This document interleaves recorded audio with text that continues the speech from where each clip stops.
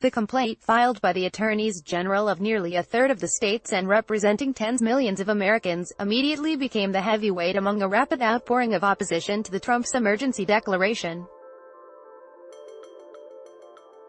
In the White House Rose Garden on Friday, Trump announced that he was instituting a national emergency at the U.S.-Mexico border because Congress did not provide enough money for a wall that has stood as one of the most enduring promises from his 2016 campaign.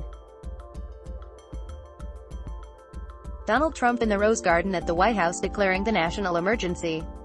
Credit.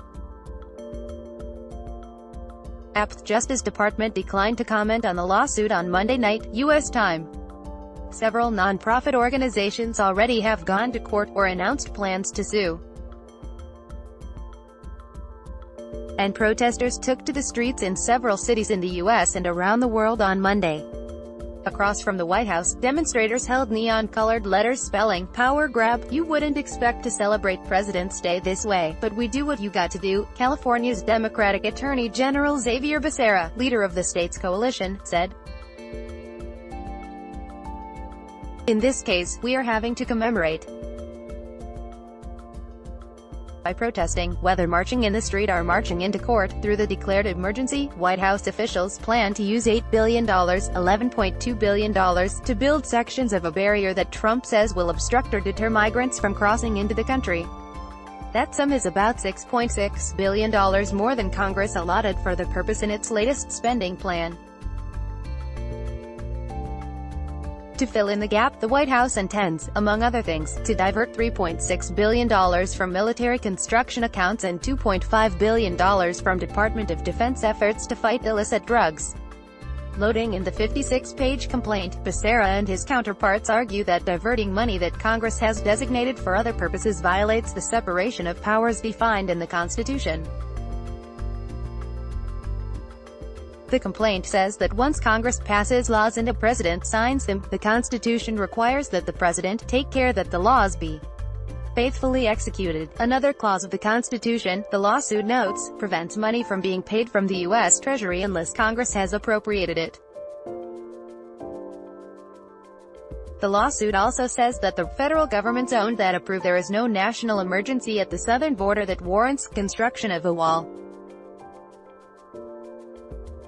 Customs and Border Protection data show that unlawful entries are near 45-year lows, and it enumerates ways that residents of the participating states, and the states themselves, could be harmed by the diversion of money.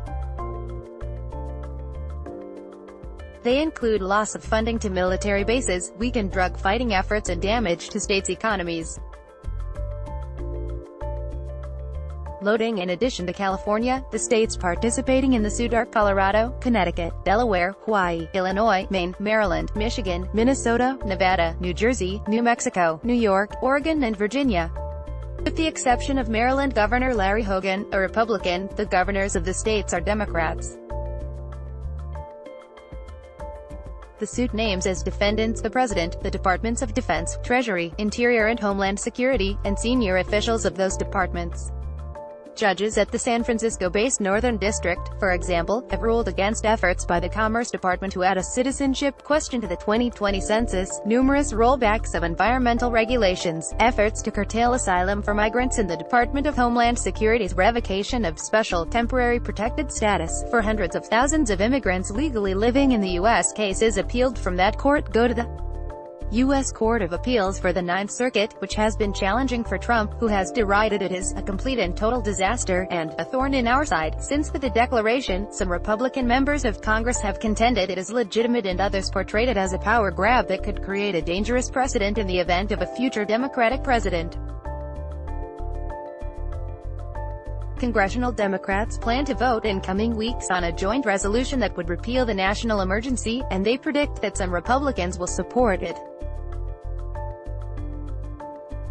Trump has said that his declaration is allowed under a 1976 law called the National Emergencies Act and that it has been used dozens of times. Outside analyses, including by the Brennan Center for Justice, have shown that virtually all such emergencies involved sanctions against foreign governments and groups for reasons such as human rights violations, rather than to spend money Congress intended for other purposes. President George W. Bush declared a national emergency soon after the 9/11 terrorist attacks, but the spending it allowed had not previously been designated by Congress for other purposes. On Friday, Public Citizen and the Center for Biological Diversity filed separate lawsuits in the U.S. District Court for the District of Columbia, alleging that Trump's emergency declaration is unconstitutional. Another advocacy group, Citizens for Responsibility and Ethics in Washington, sued the Justice Department on Friday, accusing it of withholding legal opinions, communications and other documents related to the president's decision to declare a national emergency. The Washington Post Immigration Mexico World Politics.